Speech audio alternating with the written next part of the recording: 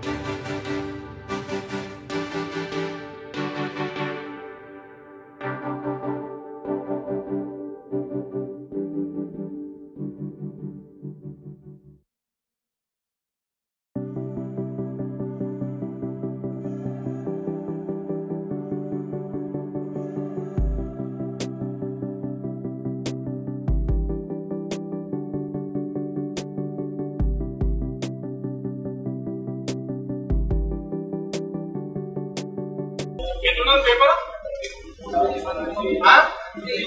గట్టిగా వినిపించలేదు నాకు. ఈజీ ఉందా? Very good. ఎంత వస్తున్నాయా టెస్ట్ స్కోర్? 160 ఎక్స్పెక్ట్ చేయవచ్చా? కష్టమేనా? పేపర్లో అన్ని తెలిసినట్టు అనిపించినాయా, తెలియని ఉంటున్నాయా? చూసినట్టు విన్నట్టు ఎక్కడో కదా, కానీ ఏం కాన్సర్ తెలుస్తలే.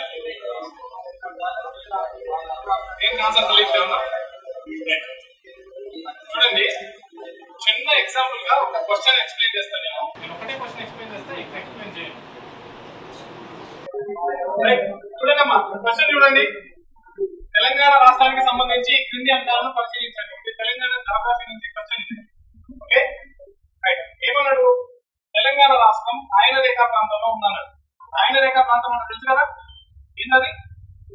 ఎక్కడ ఉంటుంది? ఇది భూమి అనుకుంటే భూమికి మధ్య ఉండబోయే రేఖ పేరు భూమధ్య రేఖ. ఈక్వేటర్. ఈక్వేటర్ నుంచి పైన 23.5 డిగ్రీలు దూరంలో ఉన్నటువంటి రేఖ ఏమంటాం? కర్కట రేఖ అంటాం. దక్షిణాన్ని ఉన్నటువంటి రేఖ మకర రేఖ. 23.5 వరకు ఎందుకు తీసుకుంటాం? 24 రేఖ ఉన్నది, 25 ఉన్నది, 26, 27 ఉన్నాయి కదా. వీటికే స్పెషలైజేషన్ ఎందుకు ఇచ్చినాం సార్? ఎందుకు ఇచ్చినాం స్పెషల్? ఎందుకు ఇచ్చినాం వీటికి? సూర్యకిరణాలు బిడ్డ నిలువుగా ఈ రేఖలో దాటిపోవు, పైకైనా కిందకైనా ఈ లిమిట్లోనే ఉంటాయి. అర్థమైందా?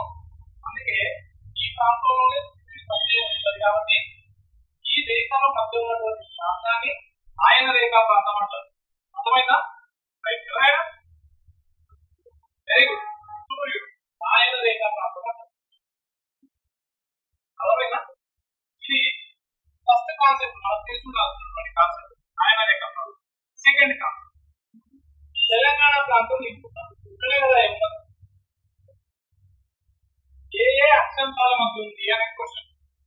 తెలంగాణ ప్రాంతం ఇది తెలుసుంటే, ఫర్ ఎగ్జాంపుల్ ఇది ఒక 50 డిగ్రీ, 50 అక్షాంశం దగ్గర ఉన్నాను. ఆయన రేఖా ప్రాంతం పైకి ఉన్నట్ట కిందకున్నట్ట? ఇది 25. ఇప్పుడు చెప్పండి, ఈ పైన ఉంటుందా కింద ఉంటుందా? పైనకే ఉంటది కదా. ఆయన రేఖా ప్రాంతంలో ఉన్నట్ట? నేను మీకు ఇచ్చే క్వశ్చన్ ఏంటంటే, మీరు ఇంటికి పోయి చూడాలి, ఈ రెండింటి మధ్యలో ఉందా? అసలు వాల్యూ ఎంత? ఏ అక్షాంశాల మధ్య ఉంది?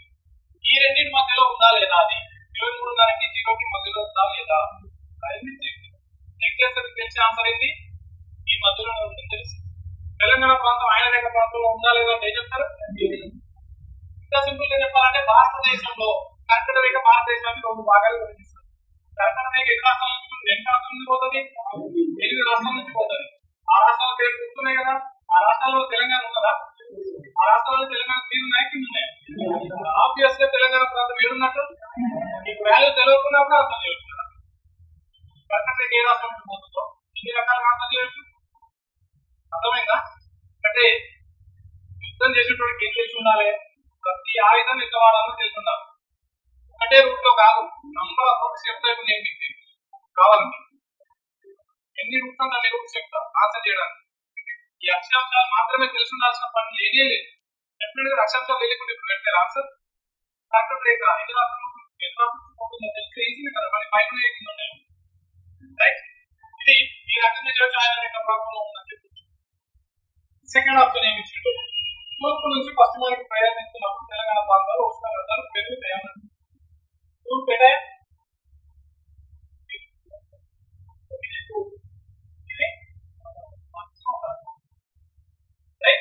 ఇటువైపు నుంచి ఇటువైపు పక్క ఉష్ణోగ్రతలు పెరుగుతాయన్నాడు.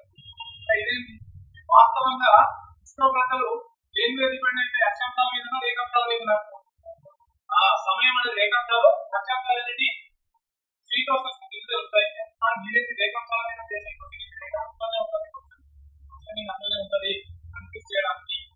చూడండి, భారతదేశం ఎటువైపు నుంచి ఎటువైపు వాలి ఉందని చదువుతాం. బేసిక్ ఫిట్ పశ్చిమ నుంచి తూర్పు వాలి ఉందా, తూర్పు నుంచి పశ్చిమానికి వాలి ఉందా? పశ్చిమం నుంచి తూర్పు వాలి ఉంది భారతదేశం. అవునా? పశ్చిమానికి పోతున్నట్టు పైకి పోతున్నట్ట, కిందికి పోతున్నట్ట? ఇది ఒక కాన్సెప్ట్. ఫస్ట్ కాన్సెప్ట్ సాధారణ ఉష్ణోగ్రత క్రమం అంటే విన్నారా? భూమి ఉపరితలం నుంచి మీదికి పోతుంటే ఉష్ణోగ్రత ఏమవుతుందా? పెరుగుతుందా తగ్గుతుందా? తగ్గాలి, ఏమన్నా అంతేనా? వాస్తవానికి పెరగాలి కానీ తగ్గుతుంది, కానీ నార్మల్ యాక్సిడెంట్ అంటారు. అర్థమైంది కదా? సో తగ్గుతుంది కాబట్టి ఇప్పుడు చెప్పండి, పశ్చిమ నుంచి తూర్పు నుంచి పశ్చిమానికి పోతున్నాను, పైకి పోతుంది తగ్గింది కదా, పైకి పోతుంది ఏమి ఇచ్చిన ఈ క్వశ్చన్ ఆన్సర్ ఎక్స్ప్లెయిన్ చేయబట్టి ఇది నా క్లాస్ విన్న వాళ్ళందరికీ తెలుసు, అందరూ విన్నారు. ప్రతి కాన్సెప్ట్ అందరూ తెలిసినప్పుడు మీకు ఇట్లా క్వశ్చన్స్ ఉంటాయి. మీరందరూ కన్ఫ్యూజ్ కాకుండా పేపర్ స్టాండర్డ్ ఎక్కువ అనుకోకుండా మీరు ఎప్పుడైతే హై స్టాండర్డ్ పేపర్స్ సాల్వ్ చేయగలుగుతున్నారో అప్పుడు మాత్రమే మీరు సింపుల్ పేపర్ వస్తే ఈజీగా గెటన్ కాగలుగుతారు. లేకపోతే సింపుల్ పేపర్ అందరూ మార్కులు వస్తాయి. ఇప్పుడు తప్పు చేసినప్పుడు కదా నేను బయటపడేది. ఒక్కొక్క క్వశ్చన్ దీంట్లో ఉన్నటువంటి ఒక్కొక్క క్వశ్చన్ బయట ఉన్నటువంటి 4 క్వశ్చన్లకి చూసిందా? బయట ఉన్నటువంటి 4 ప్రశ్నలు ఒకటే ప్రశ్నలో ఎంత కాన్సెప్ట్ ఇచ్చారో చూడండి. ఆల్మోస్ట్ కాన్సెప్ట్ ఉంటుంది. అర్థమైందా? అంత ఈజీ కాదు క్వశ్చన్స్ చేయాలంటే ప్రాక్టీస్ మంచిగా రాయండి. నేను కూడా ఇవన్నీ ప్రాక్టీస్ చేసే ఎలా వచ్చిందంట పేపర్, ఎలా వచ్చింది? అథమెటిక్ రీజనింగ్ ఎలా వచ్చింది? అథమెటిక్ ఈజీ ఈజీ ఉంది. ఎలా ఉంది? గట్టి చెప్పాలా? బాగుంది. బాగుంది అందరూ చెప్తారు, బాగుంది అంటారు, కానీ అందులో క్వశ్చన్స్ అనేది ఎలా చేయాలో కూడా తెలియాలి. ఓకేనా?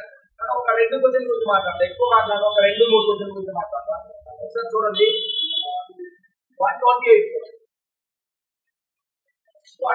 క్వశ్చన్స్ చూడండి. 128 అందులో ఏమొచ్చాడంటే ఏబి అనే 2 సంఖ్యల మధ్య నిష్పత్తి 5:8. 2 సంఖ్యల మధ్య నిష్పత్తి 5:8. ఆ 2 సంఖ్యలకు 5ను కలపగా వాటి మధ్య నిష్పత్తి 2:3. అయినా ఆ 2 సంఖ్యల యొక్క మొత్తం ఎంత అడిగినాను. కానీ చాలా మంది ఏం చేస్తారంటే ఈ క్వశ్చన్ ఎలా చేస్తారంటే చెప్తాను చూడండి. ఆ 2 సంఖ్యలు ఏమన్నాడు? 5:8 అన్నాడు. అంటే వాళ్ళు ఏం చేస్తారంటే ఆ 2 నెంబర్ని 5x ఏం చేస్తారు?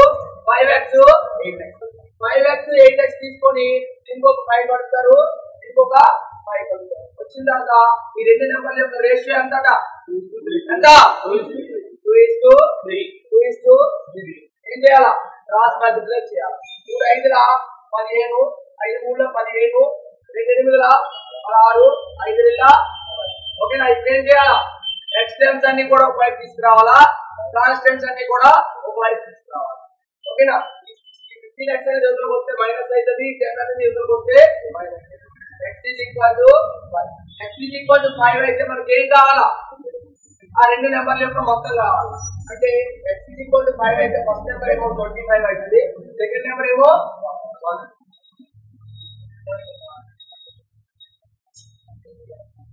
ఇలాగా చేస్తే జన్మలో జాబ్, ఈ జన్మలో జాబ్. ఎవరు రాసిండ్రో ఒకసారి చూడండి, ఎవరు రాసిండ్రో ఇలా చేసిండ్రో ఈ జన్మలో జాబ్. నిజం చెప్తున్నా, ఎవరు చేసిండ్రో ఎవరికి జాబులు రావు.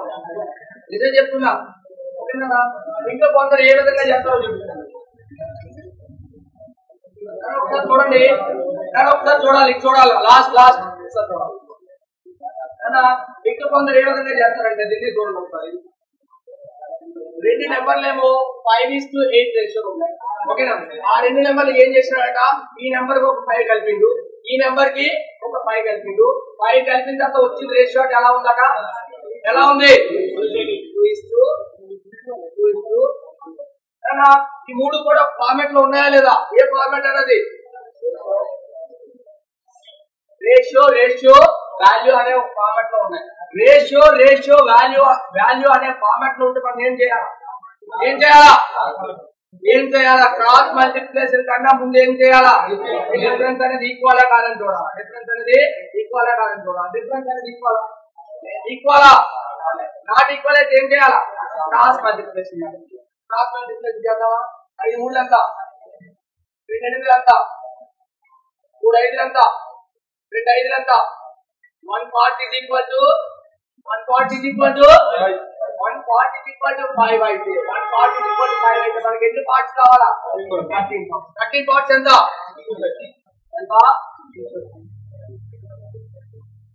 అది ఎలా కొంతమంది ఈ విధంగా కొంతమంది ఓకేనా ఈ విధంగా కొంతమంది చేస్తారు ఈ విధంగా కొంతమంది చేస్తారు ఈ విధంగా చేసిన ఏం చేస్తారంటే అమ్మ నాకు ఆన్సర్ వచ్చేసింది ఆన్సర్ నిజంగా చెప్తున్నా ఇది షార్ట్ కట్ అని అందరికీ తెలుసు ఇదే షార్ట్ కట్ కదా మనం ఏం చెప్తావు అంటే ఈ కోచింగ్కి ఎలా చేయాలి ఓకే నేను షార్ట్ కట్ ఈ ఆన్సర్ ఉంటే ఇదే ఆన్సర్ ఉంటే నేను నెక్స్ట్ చెప్పబోయే ఆన్సర్ కూడా ఒకటే కానీ ఈ విధంగా చాలా మంది చెప్తారు ఆ తర్వాత చాలా మంది షార్ట్ కట్ అంటారు ఈ విధంగా చెప్తారు ఇది కూడా ఈ కోచింగ్ అయితే నచ్చదు ఈ కోచింగ్ అయితే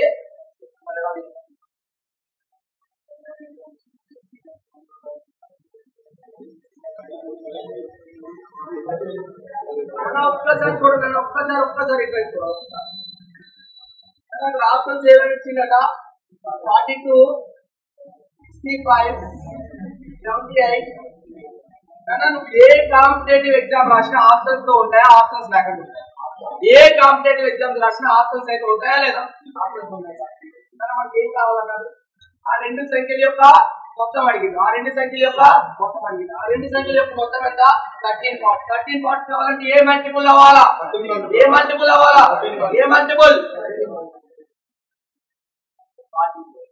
42 అయితే కాదని కన్ఫర్మ్ గా చెప్పాలి ఎందుకంటే 42 అనేది 13 మల్టిపుల్ విధానం మన మూడు చాలా దగ్గర 13 మల్టిపుల్స్ 3 పోతాయి ఒకటే వెళ్తుంది చూసిరంటే కంటితో చూసిరండి ఆన్సర్ పెట్టచ్చు కానీ ఇక్కడ 3 మిగిలి సార్ మరి ఏం చేయాలి ఓకేనా కానీ ఒకసారి చూడండి అక్కడ ఏం చెప్పిండట నెక్స్ట్ ఆ 2 సంఖ్యలకి 5 కాకుండా ఓకేనా ఇప్పుడు అక్కడ ఎంతో కొంత వస్తుంది వచ్చిన దానికి ఏం కలపాలా 5 కలిపితే ఏమవ్వాలా 5 పార్ట్స్ అవ్వాలి ఏం కలపాలా 5 పార్ట్స్ అవ్వాలి అంటే 5 పార్ట్స్ అంటే 5 మల్టిపుల్ రావాలి ఏ మల్టిపుల్ రావాలా 5 మల్టిపుల్ రావాలి కానీ దీనికి 10 కలిపితే ఎంత వస్తుంది 88 అనేది 5 మల్టిపుల్ ఎంత 101 అనేది 5 మల్టిపుల్ పోయిందా మళ్ళీ అది అవుతుందా లేదని చూడకూడదు మళ్ళీ 3 కాకపోతే అదే కదా 3 కాకపోతే మిగిలిదే కదా ఆన్సర్ అంటే మనం చేసే వర్కౌట్ కూడా పర్ఫెక్ట్ ఉండాలి తెలియదు ఏదో నేను అందరూ చదవలేదు మా సందర్భం ఒకటి తెలిపిస్తాయి ఎవరు పర్ఫెక్ట్ ఏదో మార్క్స్ వస్తాయి ఎవరు పర్ఫెక్ట్ డౌన్ చేస్తే మాత్రమే మనకు స్కోర్ అవుతుంది అంతేగాని మనం ఏదో ఒకటి చేసి ఏదో కాల్ పెయిన్ నీ పెయిన్ లేకపోతే షోల్డర్ పెయిన్ ఏదైనా పెయిన్ తెచ్చుకున్నారనుకోండి ఇది ఫిజికల్ అన్ఫిట్ అవుతుంది మళ్ళీ ఫిజికల్ గా ఒకసారి ఇంజూరీ చేసుకున్నాం అనుకోండి ఏదో తెల్లని మన దగ్గర ఖచ్చితంగా 1 month 2 months కావాలి అంటే మనం కరెక్ట్ రాంగ్ వర్కౌట్ అనేది చేసినప్పుడు లాభం కంటే నష్టం ఎక్కువైంది ఇది మీకు తెలిసే తెలియదు కానీ ఆ గ్రౌండ్ అనేది చాలా జాగ్రత్తగా చేయాలి ఎందుకంటే ఏ ఒక్క రాంగ్ వర్కౌట్ చేసినా చాలా మంది చూస్తారు సిమెంట్ ఉంటే ఉరుకునే ఉరకడం వల్ల ఏమైతే తెలుసు అసలు మీకు కాళ్ళ బలం తగ్గిపోతుంది అంటే ఇప్పుడు 12 seconds చేసినా కూడా 4 అంటే వర్కౌట్ ఏ గ్రౌండ్ లో ఎంత స్పీడ్ చేయాలి ఎంత పర్సెంటేజ్ చేయాలి అవి తెలిసినప్పుడు మాత్రమే మన బాడీని మనము పర్ఫెక్ట్ గా ఉంచుకోగలుగుతాం ఓకే నేను ఈ టైంలో ఎక్కువ మాట్లాడడం బాగుంటుంది మీరు మాత్రం మన ఇన్స్టిట్యూట్ ఇలా ఉంటుంది మీరు చేయండి కానీ కాకపోతే నాకు మాత్రం స్వార్థమే ఉంటుంది ఆ ఇన్స్టిట్యూట్లకి జాబ్ రావాలి ఇది మాత్రం లేదు ఓకేనా థ్యాంక్ యూ మీకు 3 days లో ఇక్కడ అప్లోడ్ చేస్తాం ఈ 3 days ఎందుకు తీసుకుంటున్నారు సార్ అంటే మీరు పోయి కొంచెం వర్కౌట్ అన్న చేయండి ఏడుంది ఏ పుస్తకంలో ఉంది మ్యాటర్ అని ఇప్పుడు ఈ రోజు సాయంత్రం కూడా చేయొచ్చు నేను ఈ జేబులోనే ఉంది నా దగ్గర అర్థమైందా కొంచెం మీరు వర్కౌట్ చేస్తే 3 days తర్వాత మీకు తెలుస్తుంది మేము ఇచ్చింది కరెక్టా కాదా మీరు వర్కౌట్ చేసిన తర్వాత 3 days తర్వాత ఇస్తాం